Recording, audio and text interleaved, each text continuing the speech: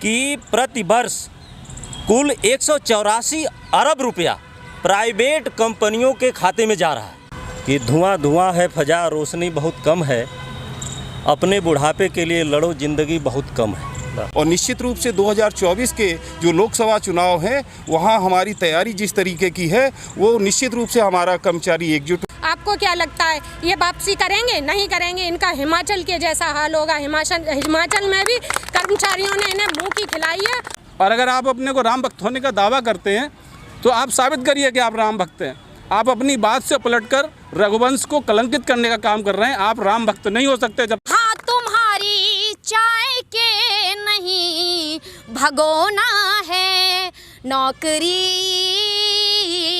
क्या खिलौना है, नौकरी क्या खिलौना है। हमारी नौकरियां चलेंगी तो जब तुम्हारे पास जो रिटर्न आता है ना, इनकम टैक्स वगैरह, ये सारी चीज़ें सब बंद हो जाएंगी तुम्हारी। कहाँ से चलाओगे देश को? बिल्कुल बकवास सरकार है, इसको तो बिल्कुल हट जाना चाहिए। 2024 इनके लिए बहुत खतरे की घंटी बजा रही है। जब शिक्षक बोला है तब तब शासन डोला है। तो आप जानते हैं कि हम हर छोटे से बड़े लिंक को जोड़ते हैं, तो वही हमारी ताकत है कि हम जब चाहेंगे, जैसे चाहेंगे, उस व्यक्ति को मोटिवेट कर सकते हैं।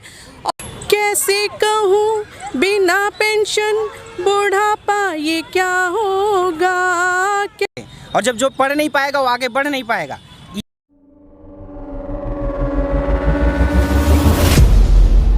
नमस्कार, अखाड़ा न्यूज़ में आपका स्वागत है। तो आज हम उत्तर प्रदेश के एटा जनपद में मौजूद हैं और यहाँ शहीद पार्क में कुछ कर्मचारी हमारे साथ उस अटेवा और NMOPS संगठन के पदाधिकारी एवं कर्मचारी हैं। ये लोग पुरानी पेंशन बहाली को लेकर लगातार आंदोलितरत हैं और ये सन 2014 से लेकर अब तक लगातार पुरानी पेंशन बहाली की मांग कर रहे हैं। तो आज हम इनकी समस्याओं को जानेंगे, इनकी क्या मांगे हैं और इनको OPS से क्या लाभ है और NPS से क्या दिक्कत है। तो आपका अखाड़ा न्यूज़ में बहुत बहुत स्वागत है। धन्यवाद। मैं डॉक्टर नंदलाल निर्भय, अटेवा संरक्षक हूँ मैं जनपद एटा का। मैं अपने दर्द को दो पंक्तियों के साथ बयां करना चाह रहा हूँ कि धुआं धुआं है फजा, रोशनी बहुत कम है, अपने बुढ़ापे के लिए लड़ो, ज़िंदगी बहुत कम है। तो मैं आपके चैनल के माध्यम से बताना चाहता हूँ कि ये जो लड़ाई है हमारी, ये पिछले समझ लीजिए कि 10 साल से चल रही है। 1 अप्रैल 2005 के बाद प्रदेश में पुरानी पेंशन बंद हो गई और तब से हम लोग मांग करते रहे, लेकिन हमारे जो मठाधीश इनको कहते हैं वो लोग सुने नहीं। तो 2014-15 में हम लोग इसको ले करके अटेवा गठन किए, तब से हमारी लड़ाई जारी है। तो और देश में इस समय 80 लाख शिक्षक कर्मचारी जो NPS के तहत नौकरी कर रहे हैं और उनको बुढ़ापे के नाम पे कुछ नहीं दिया जा रहा है इस समय। अभी आपको परसों का न्यूज़ है, जमशेदपुर में एक डाककर्मी पेंशन न मिलने के कारण वो आत्महत्या कर लिया है। और इसी तरह से हमारे मधु रानी सक्सेना है, इसी ज़िले में है, स्वास्थ्य विभाग से रिटायर हुई हैं, 700 रुपये उनको पेंशन मिल रही है NPS के तहत। अगर यही पुरानी पेंशन के तहत हम लोग रिटायर होते तो अंतिम वेतन का 50% यानी आधी तनख्वाह मिलती हम लोग। अब मान लीजिए 80 लाख कर्मचारी है इस समय देश में, अगर वो 14% सरकार अपना पैसा उसको दे रही है, 10% वह स्वयं अपनी तनख्वाह का कटा रहा है, तो 14 और प्लस 10 24% कटा रहा है। एक अनुमान के तहत आपको मैं बताना चाह रहा हूँ कि ये जो है अगर औसतन 10 से 15 हज़ार रुपये शिक्षक कर्मचारी का कट रहा है प्रतिमाह, इसी तरह से गवर्नमेंट भी दे रही है अपना पैसा 14%। तो कुल पैसा मिला करके टोटल हम एक आकलन किए हैं कि प्रति वर्ष कुल 184 अरब रुपया प्राइवेट कंपनियों के खाते में जा रहा है। अगर यही पैसा गवर्नमेंट के खाते में जाता तो यकीन मानिए 30 साल की सेवा के बाद हम लोगों को 1 लाख रुपए पेंशन बतौर मिलती। इसके बाद भी सरकार के पास 50,000 अरब रुपए बाकी रहते कोष में। यह है पुरानी पेंशन के फायदे गवर्नमेंट को भी और शिक्षक कर्मचारियों को।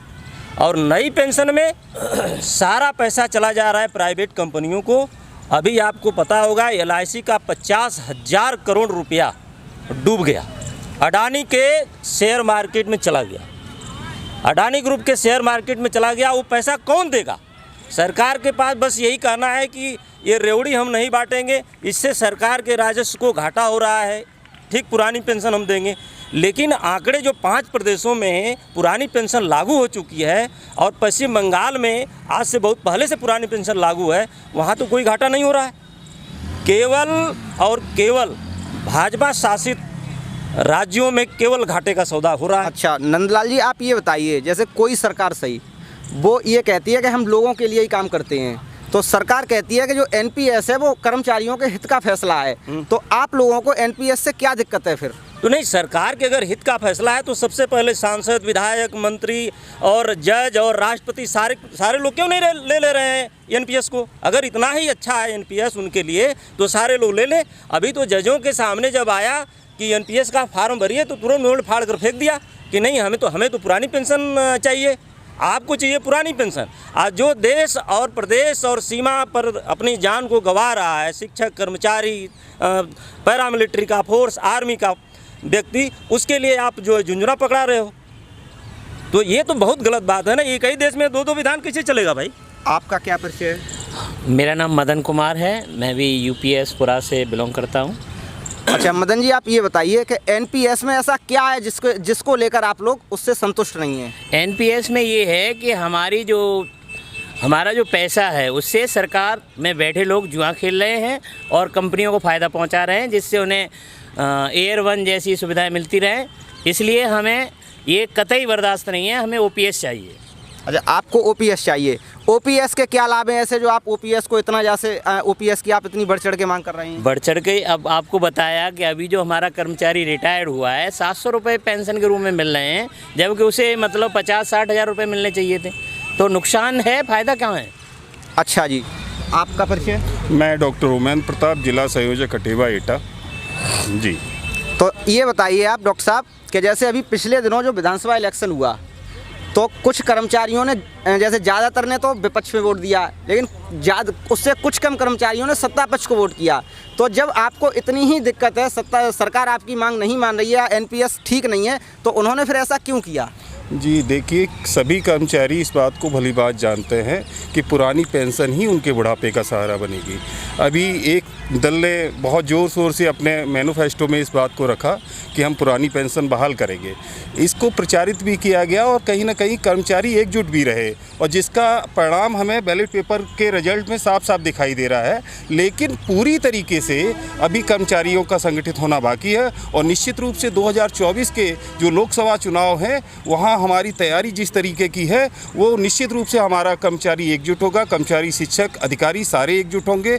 विजय कुमार बंधु जी हमारे राष्ट्रीय अध्यक्ष लगातार हर दिन, आज के दिन भी हल्द्वानी में बहुत बड़ा महासम्मेलन रैली चल रही है और लगातार उनके बड़े बड़े कार्यक्रम हर प्रदेश में हो रहे हैं। कन्याकुमारी से लेकर केरल तक हमारा NMOPS के बैनर तले हम लगातार कर्मचारियों को, शिक्षकों को संगठित कर रहे हैं। निश्चित रूप से इसका परिणाम 2024 के इलेक्शन में आपको देखने को मिलेगा। 100% कर्मचारी क्यों नहीं एकत्रित हो पा रहे हैं, जैसे इसके पीछे वजह क्या है?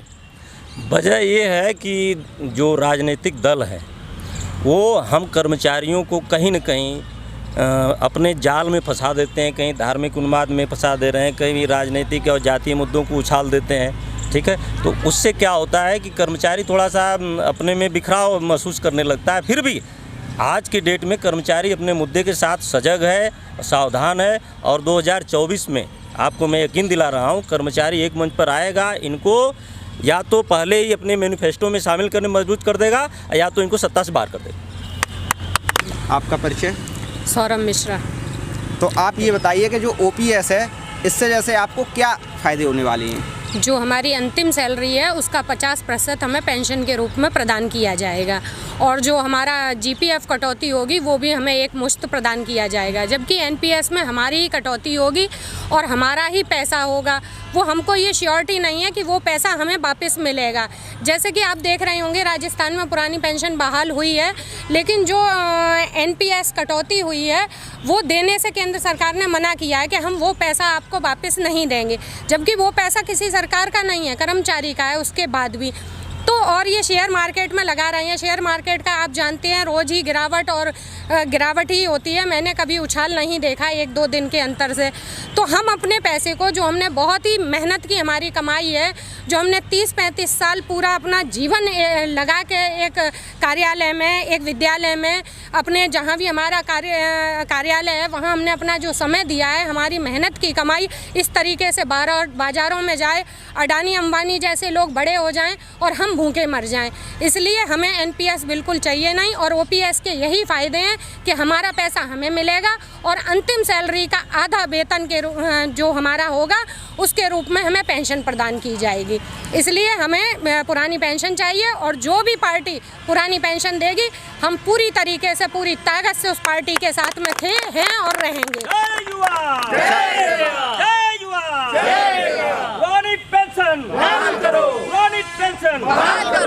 अच्छा, अब आप ये बताइए, जैसे वर्तमान सरकार जब से सत्ता में आई है तब से लेके एक निजीकरण का दौर शुरू हुआ है, तो कई सरकारी संस्थाओं को जैसे निजीकरण किया गया है, तो आपका निजीकरण पर क्या मानना है? निजीकरण एक इनकी ये चाल है, जो अपने उनकी मित्र मंडली है उनको बढ़ावा देने के लिए और सरकारी संस्थाओं को ख़त्म करने के लिए। जब हमारे कर्मचारी ख़त्म हो जाएंगे तो पुरानी पेंशन की मांग कौन करेगा? जिस तरीके से इन्होंने रेलवेज़ हैं, जिस तरीके से जो हमारे ऐतिहासिक स्थान थे उनको बेचा है, उनको अपने फ़ायदे के लिए उन्होंने दिया है, उससे सरकारी कर्मचारी की कटौती हुई है। तो हमारा जो संख्या वाला है उसको कम करने के लिए निजीकरण की ओर जा रहे हैं। बाकी इनका देश हित में कोई भी कार्य नहीं है, इनका सारा अहित में कार्य है, कर्मचारी के हितैषी ये बिल्कुल भी नहीं है। इनके सारे भी जितने भी कार्य हैं वो कर्मचारी के अहित में होते हैं। ये केवल और केवल जो बड़े व्यापारी हैं उनको बढ़ावा देते हैं और कर्मचारी को बहुत ही बुरी दयनीय दशा में ये भेज रहे हैं। एक बात और कहना चाहूँगी सर, बहुत पहले जब पुरानी पेंशन नहीं थी, पेंशन ही नहीं थी, उस समय कर्मचारी अध्यापक भूखा मर जाता था। बहुत ही कठिन संघर्ष किया गया और घोड़े दौड़ाए गए, आंसू गैस फैलाई गई, पानी डाला गया, लाठीचार्ज कराई गई और वो सरकार गई, आज तक वापस नहीं आई और पुरानी पेंशन बहाल हुई। वही काम इन्होंने अभी हरियाणा में किया है। हमारे साथियों पे इन्होंने आंसू गैस छोड़ी है, इन्होंने पानी की बरसात की है, इन्होंने लाठीचार्ज किया है। आपको क्या लगता है ये वापसी करेंगे? नहीं करेंगे। इनका हिमाचल के जैसा हाल होगा। हिमाचल में भी कर्मचारियों ने इन्हें मुँह की खिलाई है और हर जगह ये मुँह की अच्छा, आपका परिचय? मैं मधु यादव। आपका जैसे निजीकरण पर क्या मत है? निजीकरण पे तो मेरा बिल्कुल सरासर सही है कि निजीकरण होना ही नहीं चाहिए। ये तो सिर्फ सरकारें थोप रही हैं, ज़बरदस्ती, मनमानी पूरा। आपका परिचय? मेरा नाम ललित कुमार है और मैं पुरानी पेंशन बहाली आंदोलन में सदस्य हूँ। ललित जी, आप ये बताइए कि जब से आप लोगों ने ये पेंशन बहाली की जो मांग की है और आंदोलन किया है, तब से कुछ राज्यों में ओपीएस को लागू कर दिया गया है, लेकिन वर्तमान सरकार का मानना ये है कि ये राज्य सरकारें रेवड़ी प्रथा को बढ़ावा दे रही हैं। तो इस रेवड़ी प्रथा पे आपका क्या मानना है? देखिए, वर्तमान समय में जो पार्टी देश की सत्ता पे काबिज है, उसके नेता जब विपक्ष में थे, चाहे वो माननीय राजनाथ सिंह रहे हों, केशव प्रसाद मौर्य रहे हों या योगी आदित्यनाथ रहे हों, उन्होंने उस समय की सरकारों को पत्र लिखकर ये कहा था कि पुरानी पेंशन जो है वो कर्मचारियों के हित में और बहाल होनी चाहिए।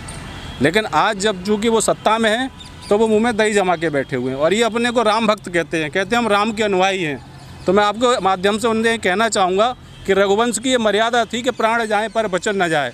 तो जब आप विपक्ष में थे तो आप कहते थे कि पुरानी पेंशन बहाल होनी चाहिए, तो आज आपके पास मौका है, आप सत्ता में, तो आप इसको बहाल क्यों नहीं कर रहे हैं? और अगर आप अपने को राम भक्त होने का दावा करते हैं तो आप साबित करिए कि आप राम भक्त हैं। आप अपनी बात से पलटकर रघुवंश को कलंकित करने का काम कर रहे हैं। आप राम भक्त नहीं हो सकते जब तक आपने जो कहा है उसको करते नहीं हैं। आपका परिचय? मेरा नाम राजू राम रतन है। मैं अटेवा में संगठन मंत्री हूं और उत्तर प्रदेश माध्यमिक शिक्षक संघ एकजुट का जिला अध्यक्ष भी हूं। तो आपका रेवड़ी प्रथा पर क्या मानना है? रेवड़ी प्रथा का मतलब नहीं बनता है, क्योंकि एक पेंशन है और एक प्रत्येक नागरिक जो हमारे भारत का है सबको एक वोट देने का अधिकार है। यानी कि जो एक आदमी की जो वैल्यू होती है वही एक साधारण व्यक्ति की है, जो एक प्रधानमंत्री की वैल्यू है, राष्ट्रपति की वैल्यू है, उसी तरह से एक आम नागरिक जो होता है जो झुग्गी झोपड़ियों में रहता है, उसी प्रकार से उसके भी वोट की कीमत उतनी होती है जितनी कि उनकी होती है। तो जब एक सांसद को, एक विधायक को, एक मंत्री को 3-3, 4-4 बार बनने के बाद पेंशन मिल सकती है, तो एक आम इंसान जो अपनी मेहनत के बल पे 12 साल, 14 साल, 15 साल मेहनत करता है, कड़ी धूप में रहता है और बिना पंखा, बिना लाइट के, बिना सुविधा के पढ़ाई करता है, उसके बाद जाके नौकरी पाता है और अपने बूढ़े माँ बाप के सहारा की लाठी बनता है, और उसके बाद अगर उनके पैरों पे, उनके आने वाली पीढ़ियों पे एक तरह से चोट किया जाता है, क्योंकि अगर उसको पेंशन नहीं मिलेगी नौकरी रिटायर होने के बाद में, तो अपने बच्चों को कैसे पढ़ाएगा आने वाले समय में, और वो खुद जब बूढ़ा हो जाएगा तो उसकी देखभाल कौन करेगा। और जो व्यक्ति केवल एक दिन के लिए सांसद बन जाता है, विधायक बन जाता है, मंत्री बन जाता है, उसको एक नहीं, 2-2, 3-3, 4-4 पेंशन मिलती है। उसके बाद भी उनके अनेक प्रकार के भत्ते होते हैं जो उनको फ्री मिलते हैं, चाहे जैसी भी बात करें। तो वहीं पे एक व्यक्ति को ऐसी सुविधा दी जा रही है जिसको कि बड़ा से बड़ा बनाने की बात की जा रही है। वहीं पे एक व्यक्ति जो साधारण परिवार से निकलता है उसको और गरीब बनाने की बात की जा रही है, क्योंकि उसकी आने वाली पीढ़ियाँ जो पढ़ ना सके, और जब जो पढ़ नहीं पाएगा वो आगे बढ़ नहीं पाएगा। ये मेरा कहना है कि एक देश एक विधान होना चाहिए और सबके लिए एक समान की पेंशन योजना होनी चाहिए, इसके अलावा और कुछ नहीं होनी चाहिए। मेरा नाम डॉक्टर मनोज कुमार मिश्रा है, मैं भी पुरानी पेंशन योजना की लड़ाई में शामिल हूँ। अच्छा, आप ये बताइए, जैसे कुछ लोग आम जन में हम लोग जब घूमते हैं तो लोग कहते हैं कि कोई मुद्दा हो कि नेताओं को पेंशन क्यों मिल रही है, नेताओं को भत्ते क्यों मिल रहे हैं, लेकिन जब उनसे बात की जाती है तो वो कहते हैं कि हम खून पसीना बहा के जनता में काम करते हैं और जनता के लिए की सेवा करते हैं। तो आप फिर उन लोगों का विरोध क्यों करते हैं? किन लोगों का विरोध? नेताओं का। हम नेताओं का विरोध नहीं करते हैं। हम नेताओं का विरोध क्यों करेंगे? हमारा तो कहना ये है कि पुरानी पेंशन आप ले रहे हैं, पुरानी पेंशन हमें दे दीजिए। अगर पुरानी पेंशन ख़राब है तो आप क्यों ले रहे हैं, और अच्छी है तो हमें क्यों नहीं दे रहे हैं? पुरानी पेंशन आप लीजिए, पुरानी पेंशन हमें दे दीजिए। मैं आरजू पांडे, जिला सह प्रभारी सांस्कृतिक प्रकोष्ठ।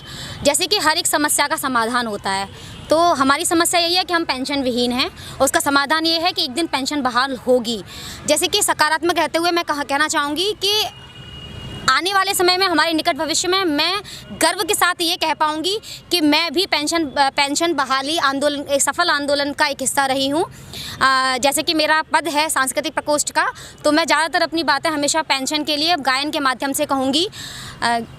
निजीकरण को रोक दो, पेंशन बहाल करो, गर ये ना कर पाओ तो खुद की भी पेंशन बंद करो। निजीकरण को रोक दो, पेंशन बहाल करो, गर ये ना कर पाओ तो खुद की भी पेंशन बंद करो। हम तुम्हारी चाय के नहीं भगोना है, हाँ तुम्हारी चाय के नहीं भगोना है। नौकरी क्या खिलौना है, नौकरी क्या खिलौना है। जय युवा, जय अटेवा। आपका परिचय? मैं कृष्णकांत जी। और जो पुरानी पेंशन के लिए जब से ये संगठन खड़ा हुआ है तब से मैं लड़ रहा हूँ, और तब तक लड़ता रहूँगा, तब तक आवाज़ उठाता रहूँगा जब तक पुरानी पेंशन मिल नहीं जाती। पुरानी पेंशन कोई हमारा, ये कोई ऐसी चीज़ नहीं है जो अचानक आ पड़ा है, ये तो हमें हक है हमारा। एक वृद्धा पेंशन होती है वृद्धों के लिए, वो बेचारे जब बूढ़े होते हैं तो उन्हें कुछ मिलता है। हम शुरू से अपना पैसा जमा करते हैं, हमारा फंड जमा होता है, उसको रिपोर्ट के रूप में जब हम बूढ़े हो जाएंगे, जब हमें उस पैसे की ज़रूरत होगी तब हमें वो मिलता था। ये सरकार चालाकी चल के ऐसे मुद्दे बना लेती हैं।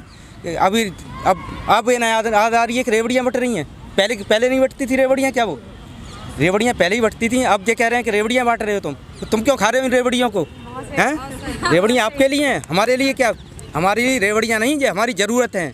आप कहते हैं रेवड़ी है, कोई कहता है देश कंगाल हो जाएगा। देश कंगाल हम लोग काम करना बंद कर देंगे ना, हमारी नौकरियां चलेंगी तो ये तुम्हारे पास जो रिटर्न आता है ना, इनकम टैक्स वगैरह, ये सारी चीज़ें सब बंद हो जाएंगी तुम्हारी। कहाँ से चलाओगे देश को?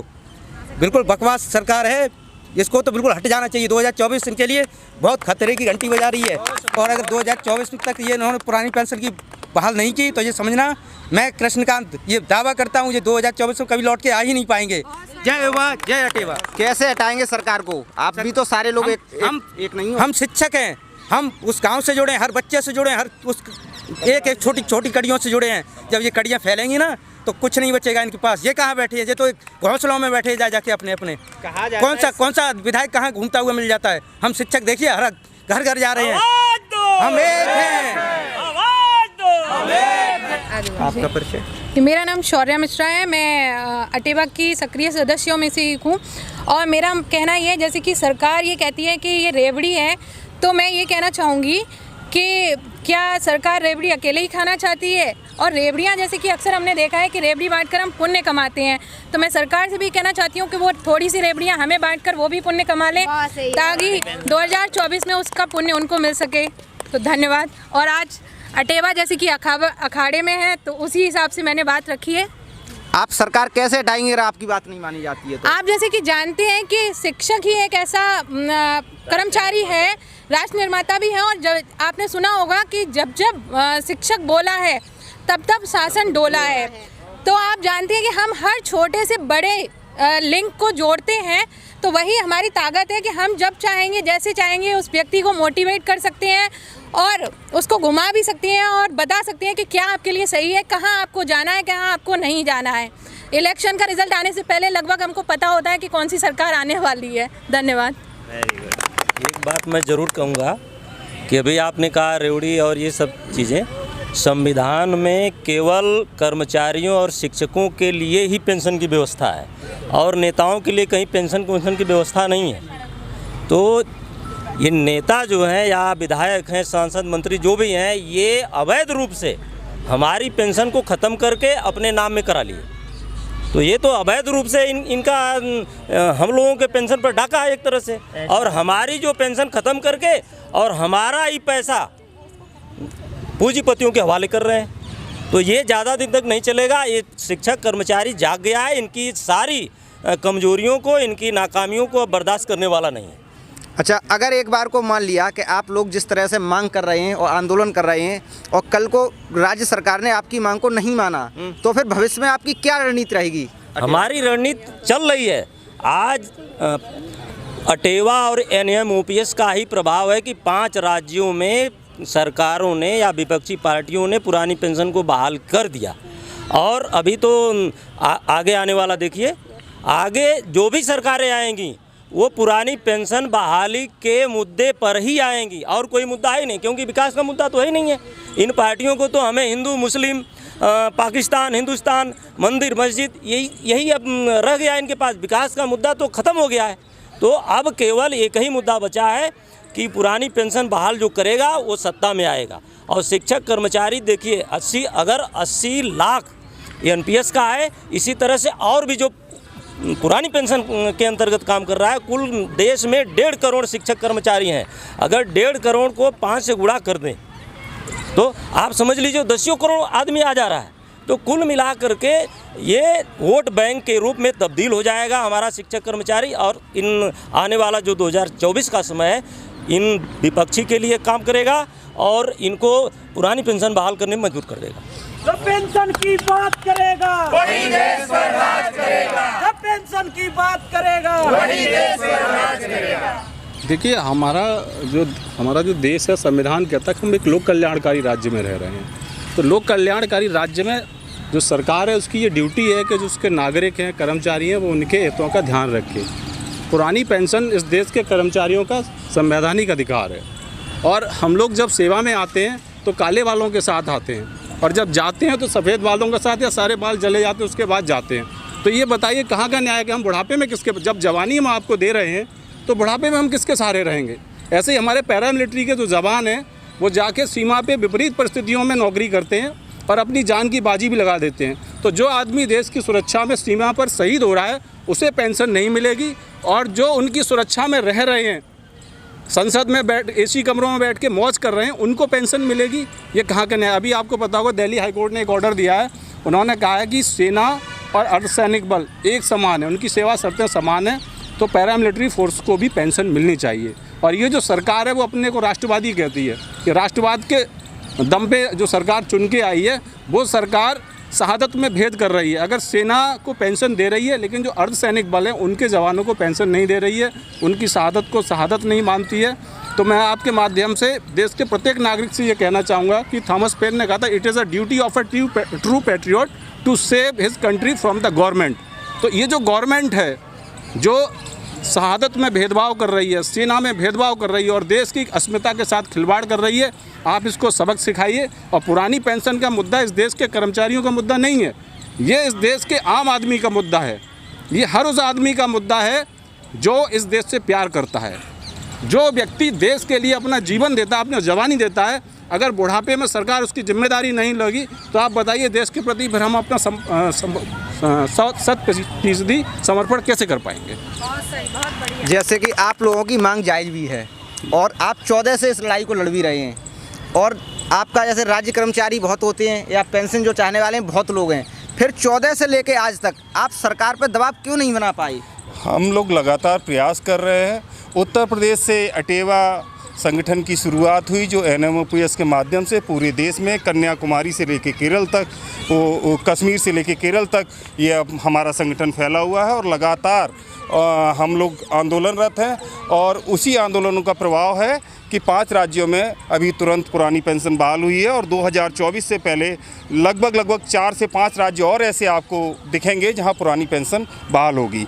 अब बात आती है कि कहाँ दिक्कत है। जो वर्तमान केंद्र की सरकार है या राज्य की सरकार है, तो उनके दिमाग में थोड़ा सा गलतफहमी है और मैं आपके चैनल के माध्यम से क्लियर कर दूं। उनको लगता है कि 3% कर्मचारी है, ये बहुत बड़ा असर नहीं डाल सकता। लेकिन जैसे कि सर ने अभी डाटा दिया कि 80 लाख शिक्षक कर्मचारी पूरे भारत में हैं और 80 लाख लोगों का परिवार। और जैसे हमारे ललित भाई ने बताया कि आज की डेट में, आज के दिन यह मुद्दा शिक्षक कर्मचारियों तक सीमित नहीं है, ये जन आंदोलन बन चुका है, ये हर व्यक्ति का आंदोलन बन चुका है। सबकी सहानुभूति इस आंदोलन के साथ है और कहीं प्रत्यक्ष अप्रत्यक्ष रूप से इस आंदोलन के साथ खड़े हुए हैं और निश्चित रूप से 2024 में आपको इसका परिणाम दिखेगा। सरकार से हमारी विनम्र अनुरोध है, डिमांड है 80 लाख कर्मचारियों की कि वो पुरानी पेंशन को बहाल करें। यह देश हित में है, राष्ट्र हित में है और यदि वो नहीं करते हैं तो इसका परिणाम शिक्षक कर्मचारी निश्चित रूप से 2024 के इलेक्शन में दिखाएगा। मैं अंबिका सिंह, सांस्कृतिक प्रकोष्ठ जनपद एटा। मैं कहना चाहूँगी कि पेंशन हमारे बुढ़ापे के लिए ही नहीं, हमारी आने वाली पीढ़ियों के लिए भी बहुत ज़रूरी है। इसलिए मैं 2 लाइनों के साथ अपनी बात कहना चाहूँगी। कैसे कहूँ बिना पेंशन बुढ़ापा ये क्या होगा, कैसे कहूँ बिना पेंशन बुढ़ापा ये क्या होगा, ना कोई मान ना सम्मान ही होगा, ना कोई मान ना सम्मान ही होगा। हमने किया है ये फैसला, रहना नहीं अब पेंशन बिना, इसीलिए रहेंगे लेकर पुरानी पेंशन। Thank you. तो साथियों, जैसा कि आपने देखा कि अटेवा के पदाधिकारी एवं कर्मचारी हमारे साथ मौजूद थे। उन्होंने बड़ी बेबाकी से अपनी राय रखी और अपने अपने मत दिए और सरकार को चेतावनी भी दी और अपनी मांगों को मानने के लिए अगर कि सरकार नहीं मांगेगी तो हम 24 में उसको उखाड़ फेंकेंगे। तो आप देख रहे थे अखाड़ा न्यूज़। बहुत बहुत धन्यवाद। जय युवा, जय अटेवा।